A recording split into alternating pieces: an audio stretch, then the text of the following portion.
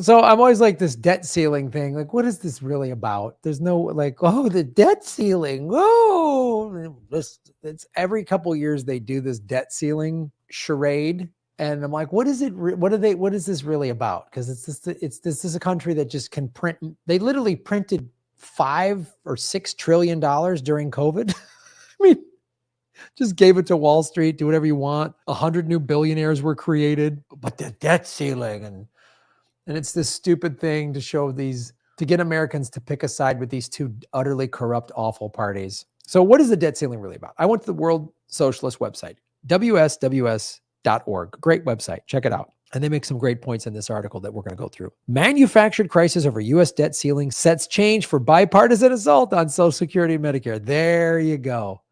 That's the secret word. Those two words be very afraid of. Bipartisan support. Anytime they agree on something, it's to screw us over. Just always know that. Nobody ever, how are we going to afford it? They want to cut social programs. What also gets bipartisan support? Oh, military budget increases every year. Every year, the war budget has been going up since 9/11. Since 2001, the military budget has gotten increased and it has gotten overwhelming bipartisan support. There's no government shutdown over, if the Democrats or even just the progressive caucus within the Democratic Party actually was worth a nickel, they would be shutting down the government for Medicare for all, and they would get overwhelming support from the American people. But they're not going to do that because they're paid not to. So now this article came out May 24th, so last week. Now they've reached some kind of tentative agreement, which we're all going to get screwed.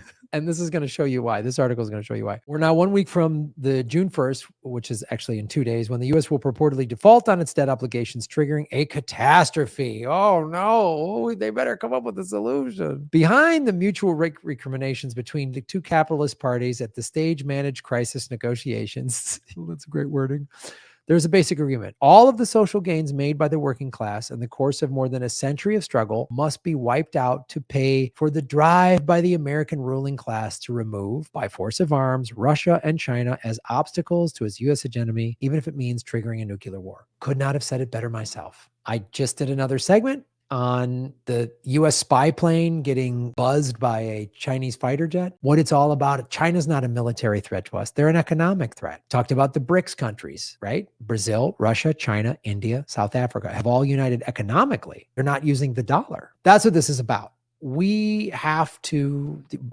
the United States empire, has to crush Russia and China. That's what the war in Ukraine is about. It's not about protecting our freedoms and this and that. It's about the oil industry, the military-industrial complex, and the central banks.